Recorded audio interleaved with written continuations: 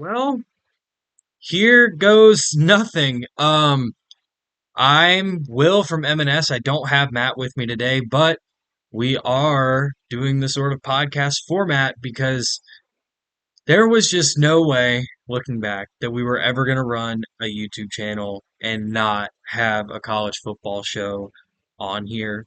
So, I'm going to be honest. We don't have a name. We don't really have a studio. Um, but we have me. And next week we'll have Matt, and I hope that's remotely close to an appealing product. So I guess let's just get into this. We're gonna talk a little bit about last week. I know we're late to the party here. Obviously, like I'm recording this on Friday, we have week two, or the bulk of week two tomorrow, which we will preview a little bit of week two. But I want to first start off by talking about what is definitely the game of the college football year so far, and will probably go down as like one of the top five, top 10 games of the year. Let's talk about USC and LSU because a lot of this episode is going to be me admitting that I was wrong about things. And yeah, here we go. Totally wrong on USC. A lot of other people sort of said there's no way that this defense can turn around in one off season. Like Deanton Lynn is the guy, but again, you just don't expect this major of a turnaround in one off season. But that was the best 60 minutes of football USC has played. Not even just under Lincoln Riley, but like in my opinion, a long time. Um, And that's why it's a little frustrating what I've kind of heard people talk about LSU. Like, there had to be a winner and a loser in this game, and inevitably with the loser, it's you sell your stock up the river and this, that, and the third. LSU's a really good team. They have still, for my money, probably the best offensive line in college football. They have a good quarterback. They have really solid wide receiver talent. Kyron Lacey's really good. He certainly made a decision or two during the game. That was a factor, but he's a really good player. And solid defense from LSU as well. But USC came out of this thing looking like total stars. I am sky high on Zachariah Branch now. I've always kind of been here. And when I say that, just like I want to see a little more. And it really does kind of help to see how players play in a true competitive complementary game. And Zachariah Branch is awesome. Miller Moss, the quarterback, I said to myself, there's no way he's going to be that good, right?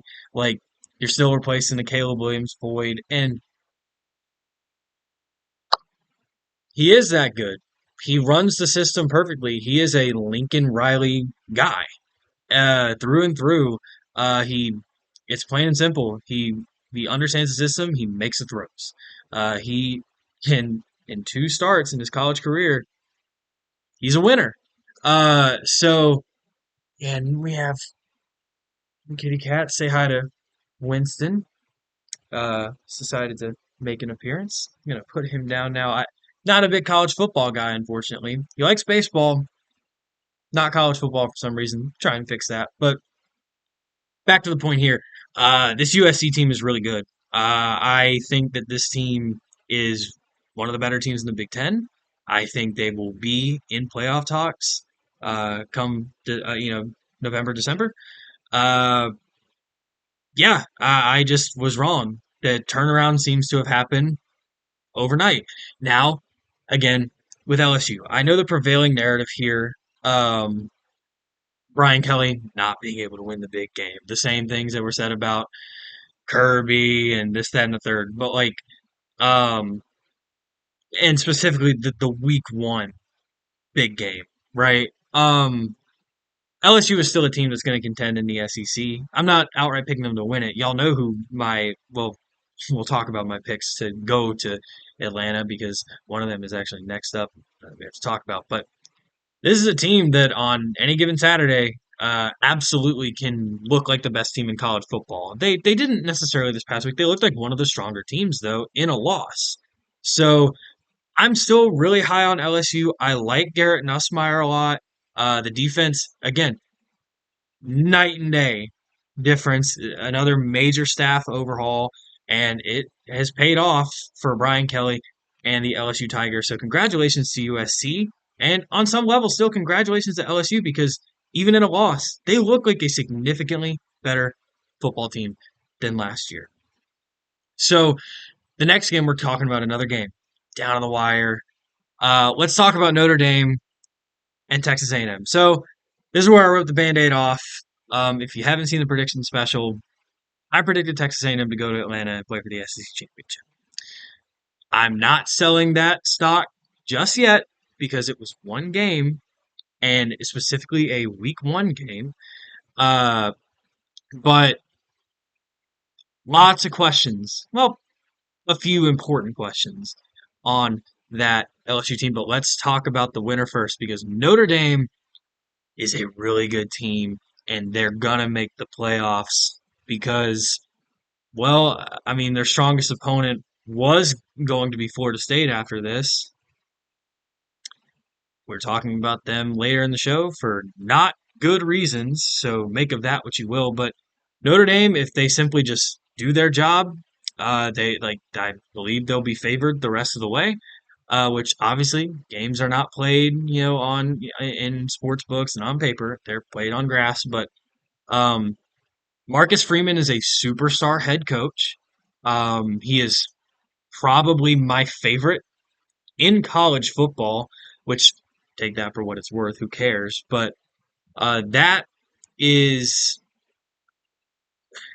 that's it's funny hearing a 21-year-old say this. Like that's good old fashioned football right there.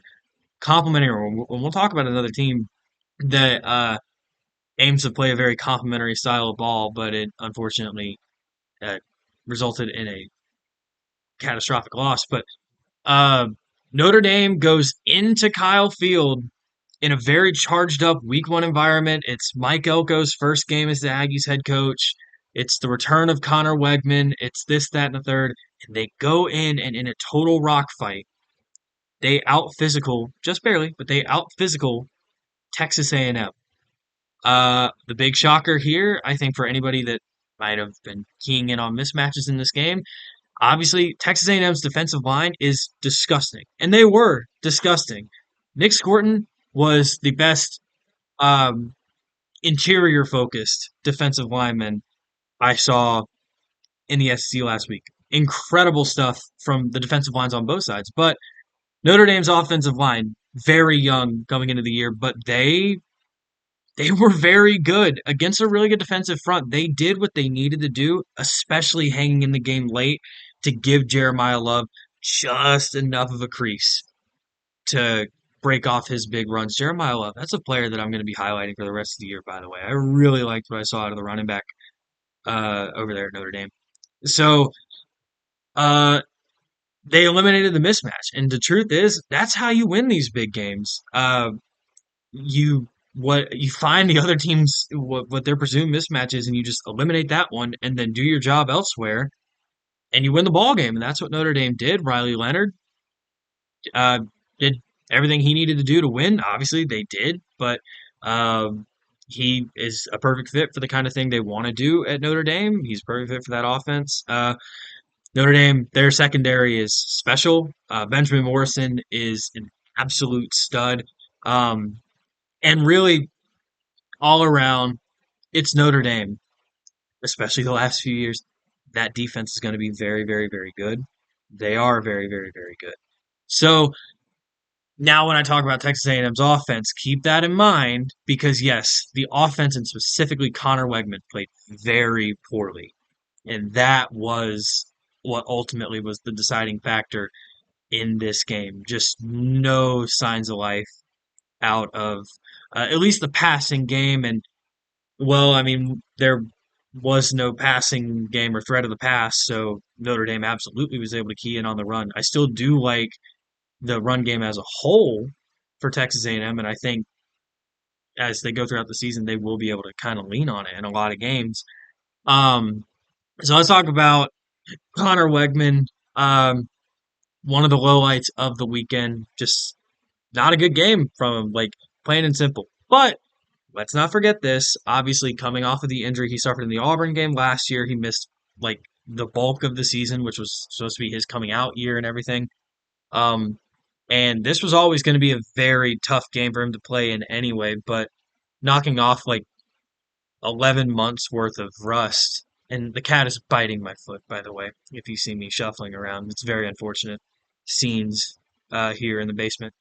Um, because by the way, because there's no better way to debut a college football show than from your girlfriend's basement. It's next level strategy. Oh God, I need my co-host here to bail me out of situations like this. I say situations like this. I'm very awkward. I don't feel like I'm doing a good job carrying the show, but we'll see. We'll see what happens. Maybe you like me, maybe you don't. If you do, well, either way, let me know. Drive up engagement. Tell me how bad I am at this. But anyway, speaking of bad at things, Connor Wegman uh, will be fine. I'm not selling my stock totally on him. Do I think he's an elite quarterback? No, I don't. But he certainly is still, I think, over the course of the year, his sample size, like when we have a full sample size, he'll have played pretty solid. And I think as we get down the stretch, he's going to play good enough football to keep Texas A&M competitive in these big games. So, am I outright saying that I was wrong about Texas A&M? No, but leaning a little closer to maybe. We need to see significant improvement on that offense fast, and we need to see significant improvement from Connor Wegman fast, and we're going to find out a lot about him. Because, again, another thing Josh Pate always says, but it's like, don't draw, well, his Meemaw actually says this. He doesn't say this, Meemaw says this, but don't draw conclusions in week one. Make observations. The observation, Connor Wegman played badly. Do not conclude that Connor Wegman is bad or that Texas A&M's offense will be bad. Winston, please, I'm doing important business. Do you not understand the magnitude of this situation? We're talking about the playoff race in September, which is very unfortunate, but that's a whole other video, which I've actually already made, but that again, aside from the point. So, I'm going to kind of leave it at that for the Notre Dame Texas A&M. That was actually my favorite game of the week, even compared to the USC LSU game. I really liked the rock fight, and Nick Scorton specifically. Like I'm very very very impressed by him, which that's no surprise. Everyone knows about him. But like I just it's one of those things where it's like I remember like on a weekly basis when I was watching Will Anderson, I'd be like, wow, he really is so good. And everyone's like, yes, duh. But like I don't know. Sometimes duh is still very interesting to me. So that being said, don't completely sell out on Texas A&M, but they might not be the team we thought they were. Notre Dame will be in the playoffs. That's a 100% lock for me at this point. Um, and check my notes real quick. Yeah, I was hoping it wasn't time to completely trash the state of Florida outside of well, I guess really just trash Gainesville and Tallahassee. They're really the only ones that deserve criticism. Um, All right. Shoot. Which one do I go for? I'm gonna talk about Florida first, because I think the situation for that one's a little more complex. I talked about in the prediction special that I felt like Florida was going to lose a lot of games, but they were going to be a wrecking ball in the conference, and that they were going to, or not even in the conference, but just in college football, and they were going to hang tough and win some games they shouldn't, lose some games they should. Um, I predicted them to beat Miami.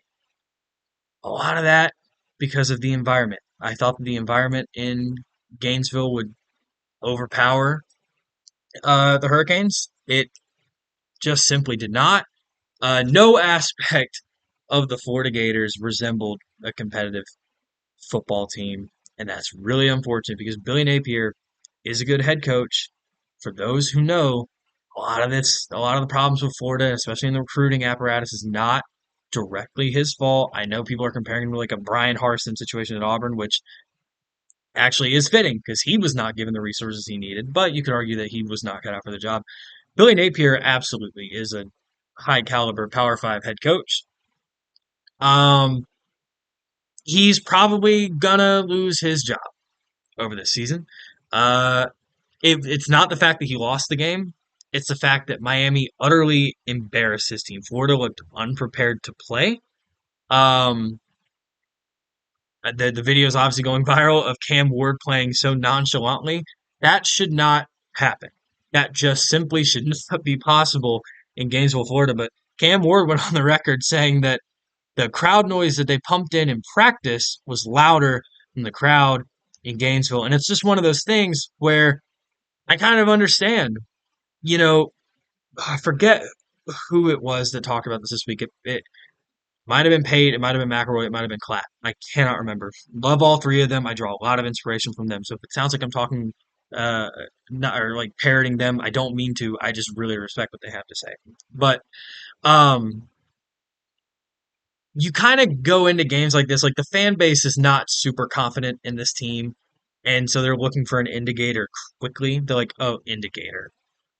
That's just unfortunate that I speak at times, but they're looking for some sort of indicator of like, okay, are we going to be competitive, or is it time to burn this thing down and start over?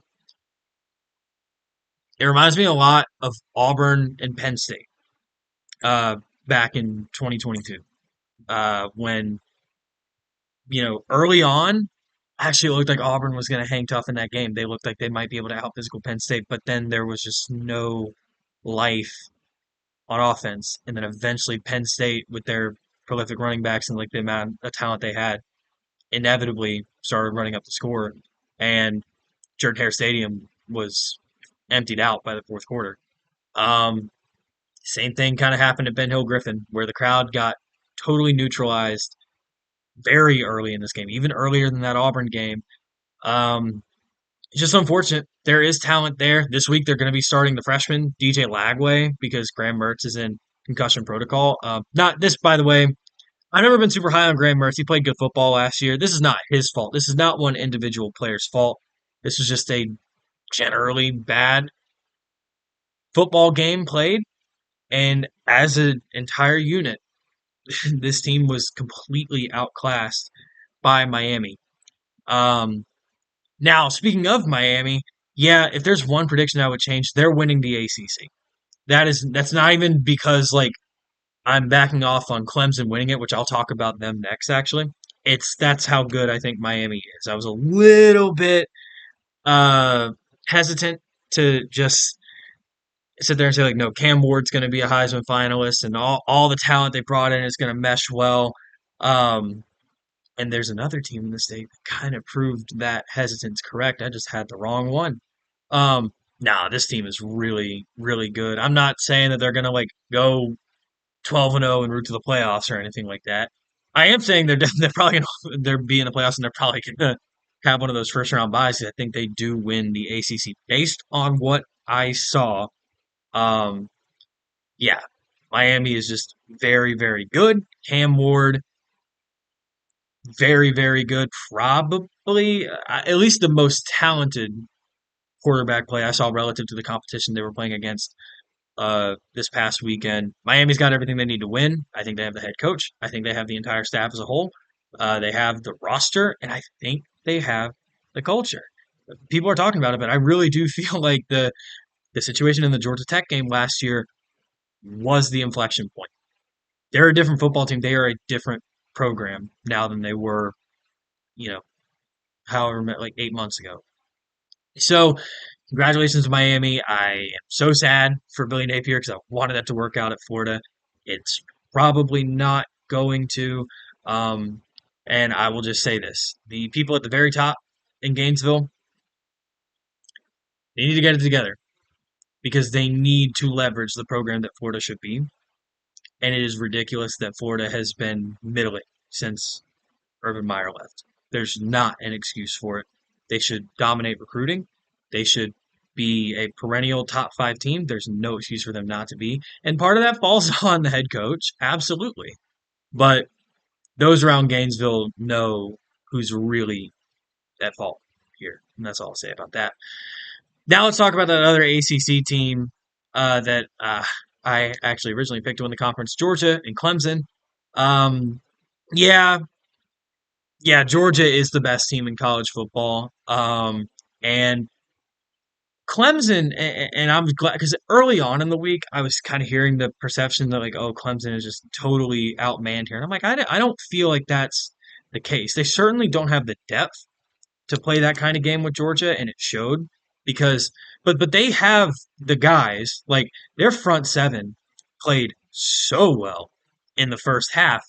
The problem is the offense not good enough to do anything against Georgia. Now, compared to the ACC, I still think this is going to be a pretty good team. Like, maybe not going to win the ACC, but they're going to be in the conversation. They'll probably be in the ACC championship game. I'd still say that. Um, but this is the team I was talking about complementary football. To win this game or even to hang in it, they were going to have to go on long drives on offense, even if they weren't scoring. They were going to have to be long drives. They kept their defense off the field, so their defense could come in and stand up once again to Georgia. In the first half, the defense did their part.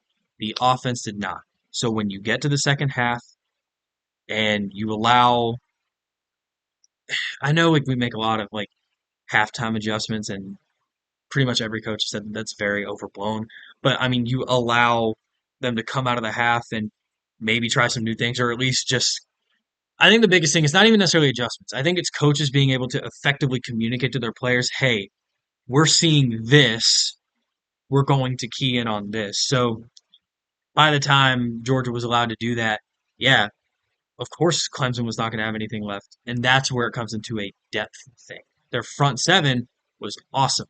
Unfortunately, they just don't have enough high caliber guys to rotate in and out like that. And that is partially because of Dabo's refusal to use the transfer portal.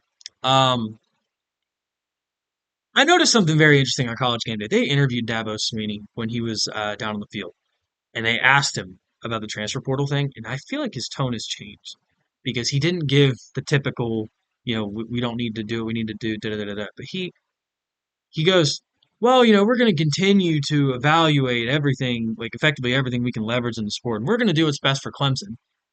And it was when I heard that I said, oh, that doesn't sound like he's very confident in his chances today.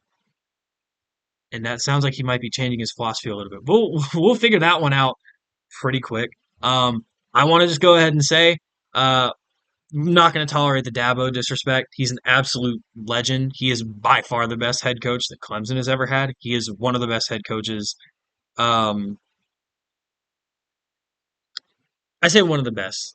He's like a top 25 head coach in college football history, probably. The stuff he's done at Clemson is actually ridiculous. So that's why I'm not, again, selling my stock completely on Clemson because I'm not like, I think back just a couple years ago, Georgia and Oregon. I mean, how many people were ready to say, oh my God, whoa, this Oregon team is terrible. Bo Nix is no good. That Oregon team turned out to be pretty good, even that year alone. It's just Georgia's a different caliber of program. Um, I'm not changing any predictions. I'm even going to stick by my, ACC one for now. But Georgia looks like the best team in college football this past week. Now I'm going to quickly pivot to another one, and I'm not going to break down this game. I just want to say something. There's another team that I predicted to be the best in college football that people are seemingly claiming now that they're like sort of selling their stock on again, and it's Ohio State. And I genuinely don't understand. I don't know what people saw in week one to make them change anything of what they saw about Ohio State in a like negative direction, if anything. I kind of looked at it and I said, "Oh no, Jeremiah Smith is legit." We saw some young receivers flash this weekend. We'll talk about. Actually, I'll go ahead and talk about it. Jeremiah Smith, Cam Coleman at Auburn, to a little bit lesser of an extent. Ryan Williams, 17 years old, 2 catches, house calls for Alabama. That's ridiculous. I think those were the 1, 2, 3 in this past wide receiver class. Just a little interesting thing, but I like. I would still say that Ohio State is 2 or 3, if not one. Like I don't know what people saw there to make sort of back off on Ohio State. Now there were other teams in the Big Ten that looked really, really, really good. mainly Penn State. I think this is it in regards to the offense. I don't know. Wins and losses is set in the third. I'm just saying I do think this offense is significantly better, and they are going to be a challenger in those big games like they haven't been the past couple years.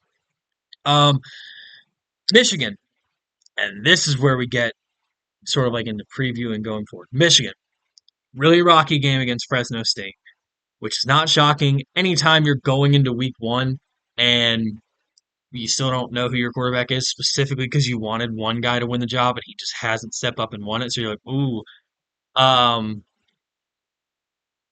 it's a good thing that Michigan played in a sloppy, messy game like they did against Fresno State and still were able to come out with a relatively dominant win. They still ended up looking pretty good, and that's without some of their key players looking all that good. Mainly Donovan Edwards and Will Johnson. Donovan Edwards was not even their best running back this past weekend. Of course, like he's on the cover of the college football game. Uh, like I know that doesn't mean anything, but I mean you certainly expect him to be the guy there. Um, he's going to be fine. He's going to play a very important role in the offense. But Will Johnson, that was the one that surprised me. Just not a good game. I think probably the worst game he's played in college, which I mean, to be fair, to be able to say that in a game where he had a pick six late to really seal the game, maybe that's a testament to how good Will Johnson typically is. But yeah, he did not look very good. That's not going to continue. I will just go ahead and say that. The worry I have about Michigan is like, do they have the perimeter talent? That I don't know. But the last couple of years, they really haven't needed it. Uh, and I think both quarterbacks are good enough at what they do to win the bulk of games on their schedule. But I don't know about this next one. Obviously, the game of this week, Texas at Michigan. Prediction special. I made my prediction. I said Michigan is going to beat Texas. I don't know if I still 100% feel that way, but I just want to point this out. Texas profiles very well against Michigan, right? First off, incredible offense, like one of the few offensive lines in the country that rivals LSU. They certainly have the perimeter talent. That I'll just straight up admit I was wrong on that part. I didn't think that they would be able to replace Worthy and A.D. Mitchell and Jordan Whittington so seamlessly. They have Isaiah Bond looked incredible, albeit against Colorado State. He looked great. Um, Matthew Golden and Silas Bolden, they were also incredible. Like this team has the talent out wide to do anything they want to do. Losing Baxter was obviously terrible, but they have plenty of running back talent. Like I'm a big Jaden Blue guy. And Quinn Ewers he's good. Is he great? I don't know, but he's good. And that is like relative to the rest of college football, a good quarterback is great. You know what I mean? Um, and defense, it's kind of hard to take away, like to have like defensive takeaways in a game against Colorado State, but I mean, I felt like they looked pretty solid. We'll see. We're gonna find out a lot this weekend because over the past couple of years, how many times have we said that a team specifically with a prolific offense profiles well against Michigan? I think every of these past 3 years that they played Ohio State, we said, "Oh well, Michigan's not going to just be able to do what they did the rest of the year," and they did. Just run the ball down their throats and stalwart them on defense. Are they going to be able to do that to Texas? Because yes, they lost a lot of those core guys that were responsible for that being possible over the last couple of years against Ohio State. I don't know. This game is shrouded in mystery because I think a lot of people are looking at this as sort of like oh, this is like Texas is going to make a statement win and they're going to establish themselves. I'm not sure that's true. This is probably if I had my guess, I don't know about the winner. I think this is going to be I'll just put it this way. I think this is going to be a messy game. I don't know if it's going to be like a rock fight like Notre Dame and Texas A&M, but like I think it's going to be really messy. And the team I trust a little bit more when things get messy probably is Michigan. So uh, we'll just wait and see on that one. I'm very intrigued by that matchup because, in a way, I almost feel like both teams profile well against each other.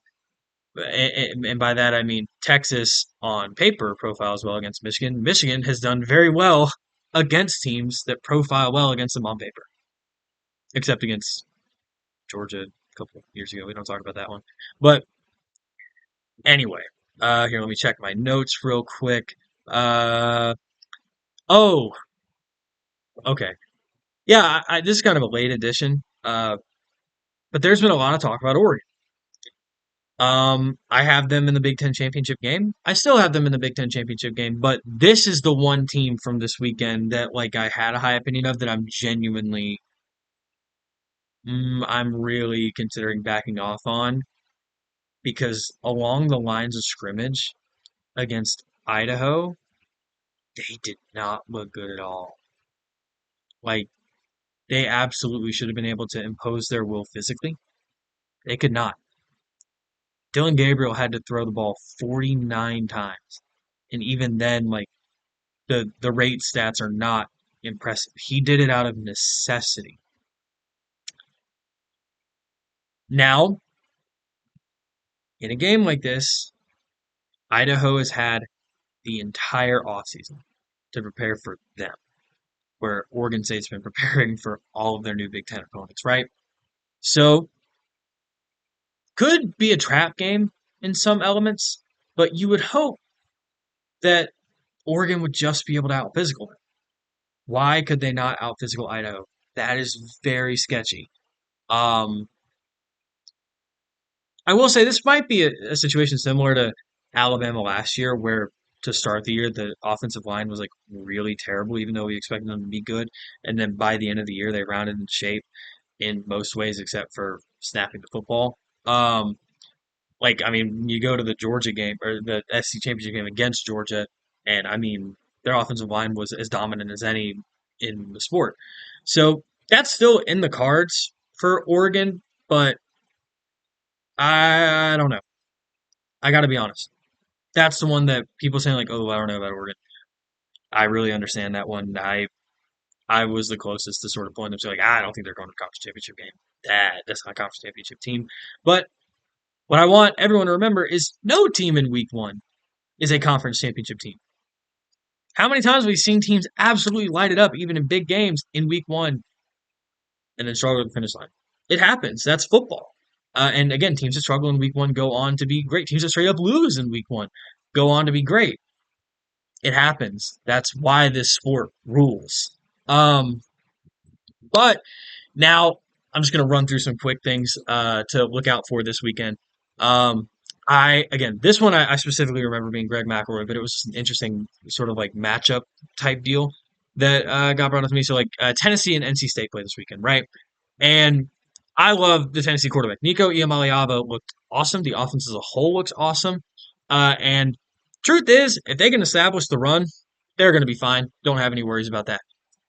And I think they will be able to because, again, NC State just did not look strong against Western Carolina, but you never know. Like, anyway, point is, if Tennessee can establish the run game, like, there will be fine. There should be no questions about them winning that game. But if they don't, they have to lean on Nico. Um, NC State is notoriously aggressive in regards to blitzing. Um, they run the most cover zero out of, I think, I could be wrong. I think it was out of any team but Old Dominion. That was the only one that was above them, and how much they run cover zero, and like all out blitzes and things like that. So, uh, point is, you're gonna see a lot of loaded boxes, and you're gonna see a lot of aggressive blitzes, especially on third down.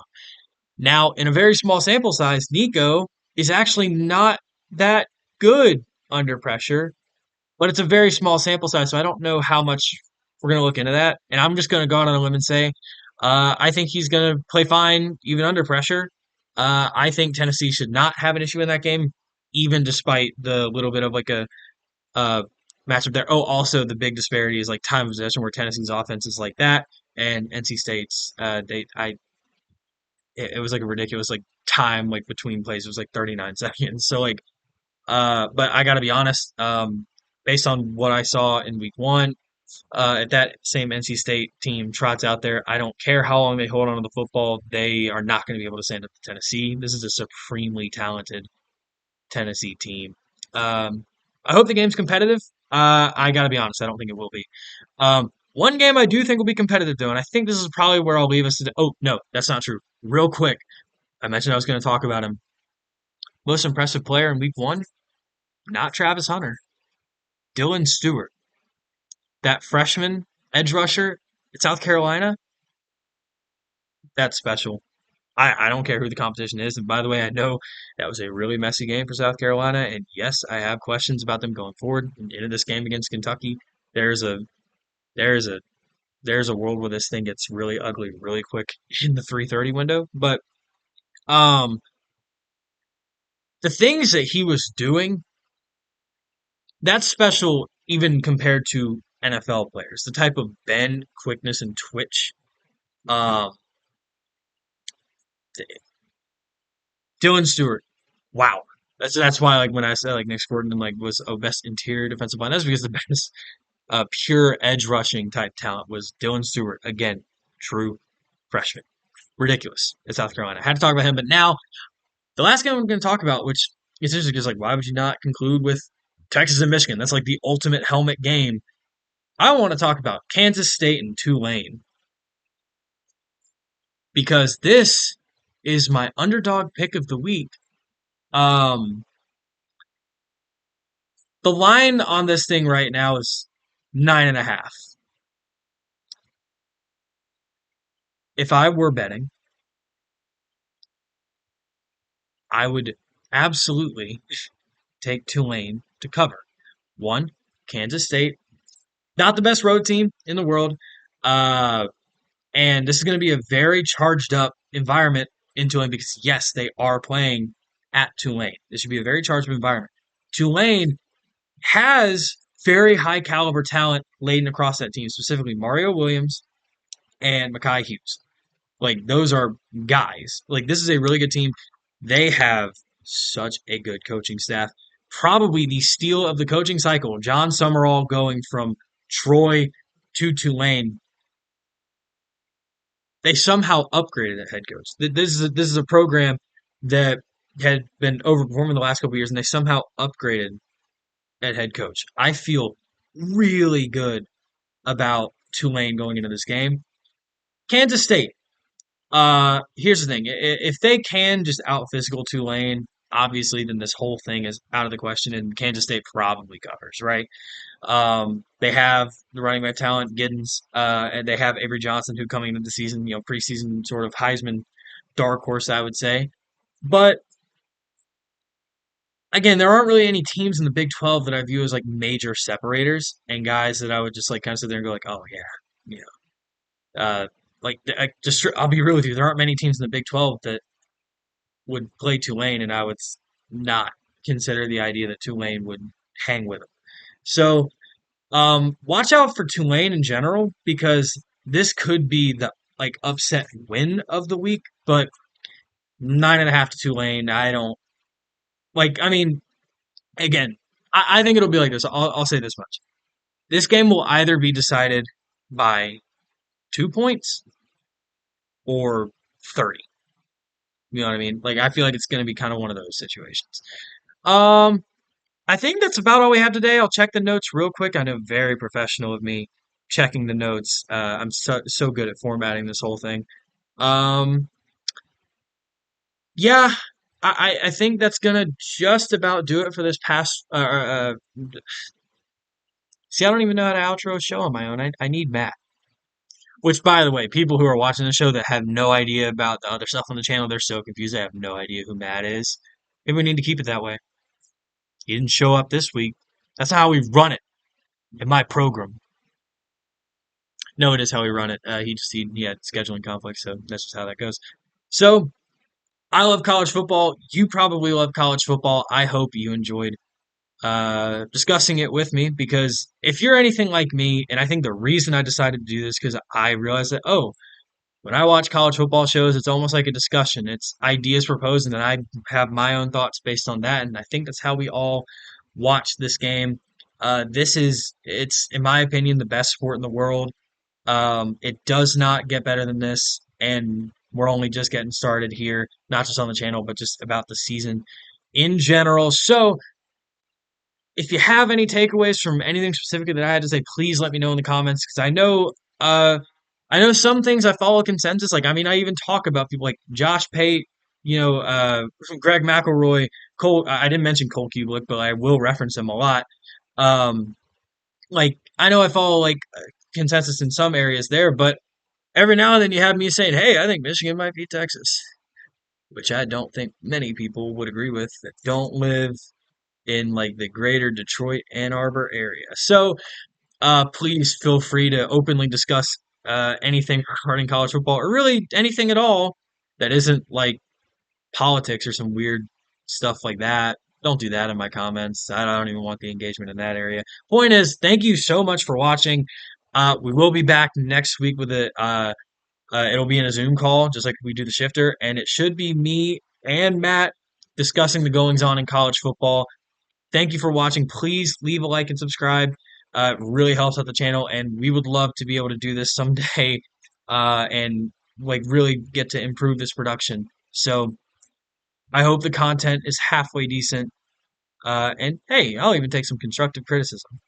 So comment, like me, not like the video, just like me, please. I need your validation. I I need this. Thanks for watching. You have a wonderful day.